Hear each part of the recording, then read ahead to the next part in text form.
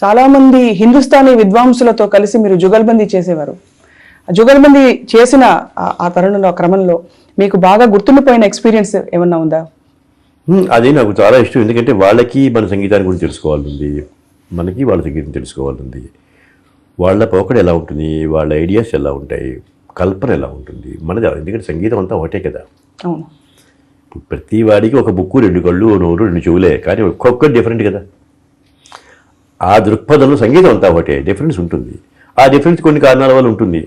వాళ్ళ అలవాట్లు, భాష, కొన్నిటికి వాళ్ళు రాగానికి వాళ్ళు ఎక్కువ ప్రాధాన్యత ఇస్తారు, మనం స్వరానికి ఎక్కువ ఇస్తాం.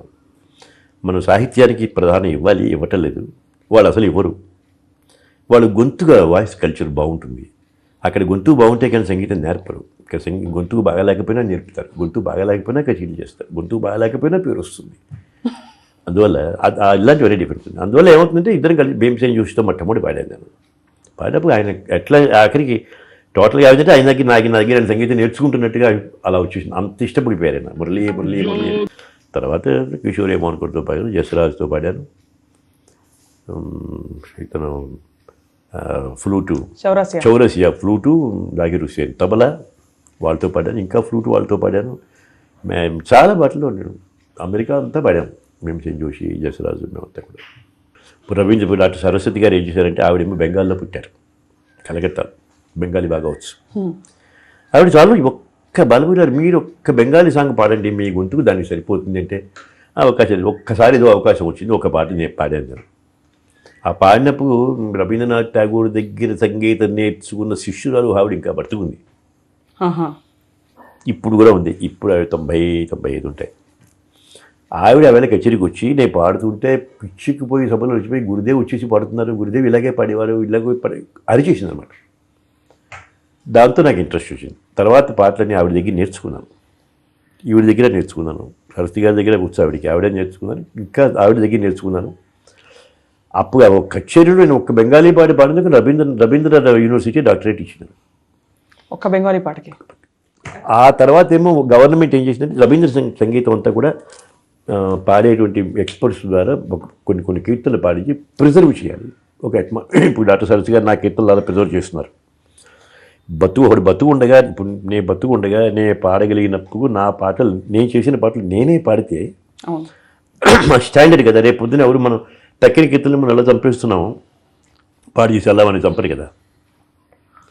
అలాంటి ఐడియా ఇంతవరకు సరస్వతి గారికి వచ్చింది. అది చేస్తున్నారు ఇప్పుడు. నా కీర్తనలు పోయినారు పాడగలిగినప్పుడు ఒక్కొక్కటే దాన్ని డివిడీ చేసి ప్రజలు చేస్తారు. అలాగే రవీంద్రనాథ్ ఠాగూర్ గారి కీర్తనలు చేయాలని వాళ్ళు కొంతమంది ఒక 50 మందిని 30 మందిని సెలెక్ట్ చేశారు. ఒకళ్ళకి 30 పాటలు అలా ఇచ్చి. ఆ రవీంద్ర గేయం ఫస్ట్ మొదటి వాక్యాలు ఏమన్నా మీకు గుర్తున్నాయి? జ్ఞాపకం ఉంటుంది. అందులో 30 పాటలు నేను పాడాను ఫర్ ప్రిజర్వేషన్. దాంతో దేశకోత్త రవీంద్రనాథ్ ఠాగూర్ గారు స్థాపించిన యూనివర్సిటీ ఉంది, Shantiniketan. That is highest doctorate in India. Deshikottama అని పేరు. అది నాకు వచ్చింది. మీరు అన్నారు, మీరు అడగకుండానే దేవుడు అన్నీ మీకు తెచ్చిపెట్టినట్టు అన్నీ అమరాయి చక్కగా వచ్చినవి తీసుకున్నాను. భోజనం వండి పెడితే అసలు మీరు స్వతహాగా భగవంతుడిని నమ్ముతారా? మీకు అంటే భగవత్ స్వరూపం అంటే మీకు ఏ ఆకారం గుర్తొస్తుంది, లేక నిరాకారి దేవుడు నమ్ముతారా? నేనా? దేవుడు అనేవాడు ఎక్కడో చోట కూర్చుంటాగా నమ్మను. దేవాలయాలు నేను పాట రాశాను ఈ మధ్య. నీవు సర్వాంతర్యామి అని చెప్పినా వినరు, దేవాలయంలోనే ఉందిరందరూ. దేవుడి దగ్గరికి వెళ్ళడం, గుళ్ళోకి వెళ్ళడం ఎంత మంచి అలవాటో అంత చెడ్డ అలవాటు కూడా. ఎందుకంటే అక్కడి నుంచి వచ్చిన తర్వాత దేవుడు అనేటువంటి మనకి నిర్ధారణ అయిపోయింది మనసులో. కానీ సర్వాంతర్యం ఎక్కడ చూసినా దేవుడు అని ప్రహ్లాదుడు చెప్పాడు, ప్రూవ్ చేశాడు కదా. ఎందుకు అనుకో?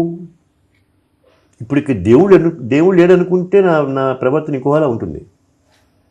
ప్రతి చోట ఉండగలుగుతే మనం బాగా మంచిగా ఉంటాం. అక్కడికి వెళ్ళడం దేవుని ప్రార్థన, ఇక్కడికి వచ్చేసి మనం ఇష్టం చంపేగా ఉన్నాం. నాకు అది. అందుకని దేవాలయంలో దేవుడు ఉంటాయి కానీ దేవుడు లేని దేవుడు ఉన్నాడా లేదా అనే క్వశ్చన్ కానీ నాకు లేదు. శక్తి అనేటువంటి దేవుడు, పవర్ దేవుడు.